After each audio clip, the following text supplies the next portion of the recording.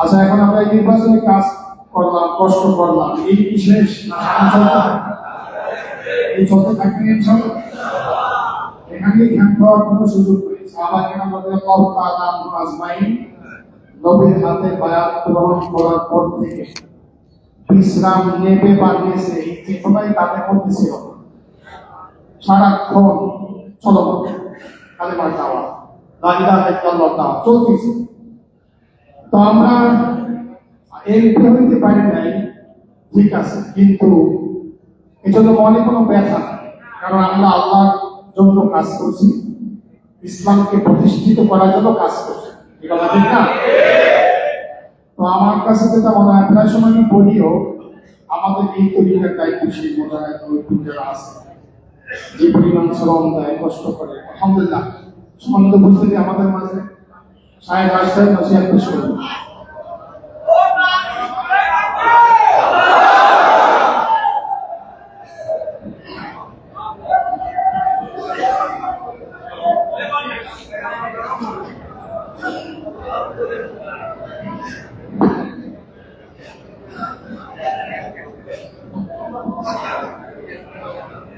আসসালামু আলাইকুম ওয়া রাহমাতুল্লাহি ওয়া বারাকাতুহু।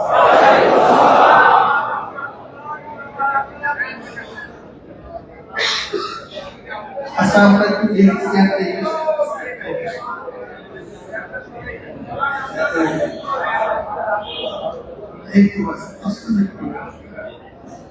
ঠিক আছে না?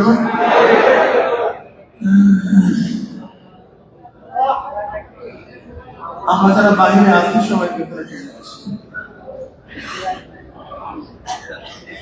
বাইরে যারা আছি সে ভিতরে চলে আসি।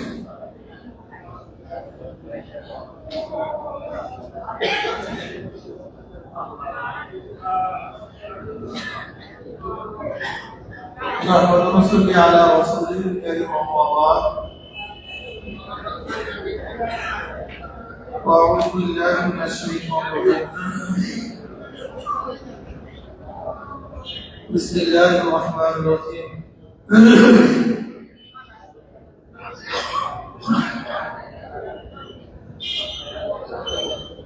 ألف لام ميم غلبت الروم في أطلقهم من بعد غلبهم سيغلبون في باسمه صدق الله العلي العظيم. সন্তুষ্ট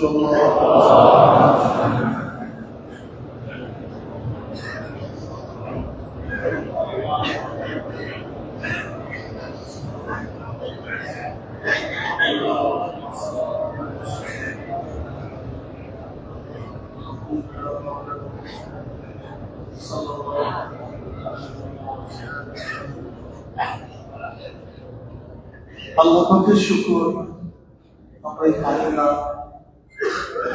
যুদ্ধের ময়দানে ছিলাম। এক বিশাল লড়াই হয়ে গেছে, যে লড়াইয়ের মধ্যে আমরা অংশগ্রহণ করেছিলাম। আমি আগেই বলেছি, ইসলামের হার বলতে কোনো সাবজেক্ট নেই। ইসলামের হার বলতে কোনো সাবজেক্ট নেই। যেরকম আমরা যুদ্ধের ময়দানে গেলাম, কেউ যদি শহীদ হয়েছে, সে ব্যক্তি ক্ষমতা পেল না, কিছু দেখলো না, আপনাদের কামিয়া করবেন নাকি কামিয়া করবেন? কিভাবে কামিয়া? সেটা কিছুই দেখলো না। এইটা আমাদের মনে রাখতে হবে যে কামিয়াবি কি জিনিস। ইসলামের কামিয়াবি ও কামিয়াবি এক জিনিস না। সাহাবায়ে কেরাম রাদিয়াল্লাহু তাআলা আজমাইন বীরে মাওলার মধ্যে প্রায় 70 জন কুররা হাফেজ সাহাবী শহীদ হয়েছে রাদিয়াল্লাহু তাআলা আজমাইন। সবচেয়ে দামি এত হাফেজ শহীদ আর কোন যুদ্ধ হয়নি। এটা যুদ্ধও ছিল না, একটা দোকান মধ্যে মুসলমানদেরকে বীরে মাওলার নিয়ে যাওয়া হয়েছে, সেখানে মুসলমানদেরকে শহীদ করে দেওয়া হয়েছে। এক বেঈমান বলতেছে, কাফের বলতেছে, আমি যখন তাদের তীর নিক্ষেপ করেছি, মুলকিমের রক্ত বের হইতেছে। ওই অবস্থায় সে ব্যক্তি বলছে পুস্ত রব্বি কাবা, রব্বি কাবার কসম আমি কামিয়াব হয়ে গেছি। অথচ তার ভিতর থেকে ফুল টিমের রক্ত বের হইতেছে, আর সে বলতেছে পুস্ত রব্বি কাবা, রব্বি কাবার কসম আমি কামিয়াব হয়ে গেছি।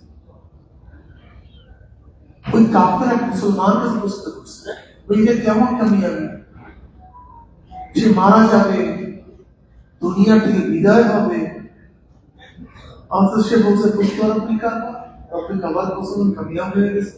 এরকম কামিয়াবি। তখন তিনি জবাব দেন এই কামিয়াবি মূল কামিয়াবি। আমরা দুনিয়ার কামিয়াবিকে মূল কামিয়াবি মনে করি না।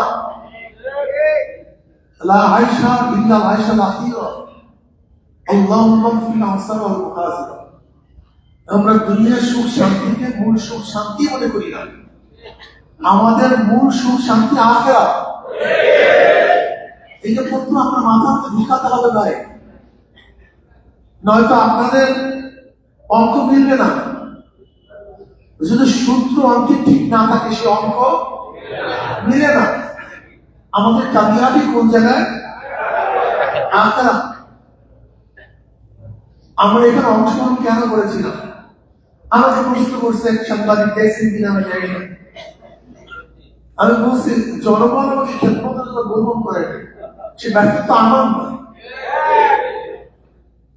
জনগণ আমাকে তাদের খাদের হিসেবে গ্রহণ করে, আমি কিভাবে তার খেদমত করবো? যদি গ্রহণ করতো তো খেদমত করতাম, গ্রহণ করে জেমার থেকে খালাস হয়ে গেছে। বিশাল জেমা, বিশাল পেশানি। তা বলতে বলতে পেশানি হলো আপনার নাম চাই কেন? ইসলামের জন্য। ইসলামের জন্য যদি এর মধ্যে ইসলামের কোন স্বার্থ না থাকলে, বারবার আপনাদেরকে বলি, ইসলামের কোন স্বার্থের মধ্যে না থাকলে আমাকে ঝাঁটা মারলো, আমি কিন্তু এর মধ্যে এই নির্বাচন অংশগ্রহণ করতাম।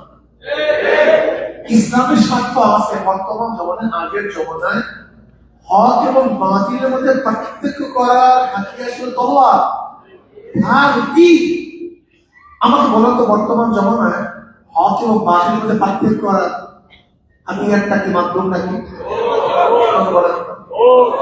ওই সময় হক বাতিল ছিল, এখন কি হক বাতিল নাই? ওই সময় হক বাতিলের মধ্যে পার্থক্য করার মাধ্যম কি ছিল? তলোয়ার, লড়াই। এখন কি? এর মধ্যে জিত এবং পরাজিত তো মাওলার জন্য। ইন্না সালাতি ওয়া নুসুকি ওয়া মাহিয়া ওয়া মামাতি লিল্লাহি রাব্বিল আলামিন। এটা প্রথম মাথার মধ্যে রাখেন। আমাদের হাতটা কোথায়? এর মধ্যে হার একটা আছে। যদি কেউ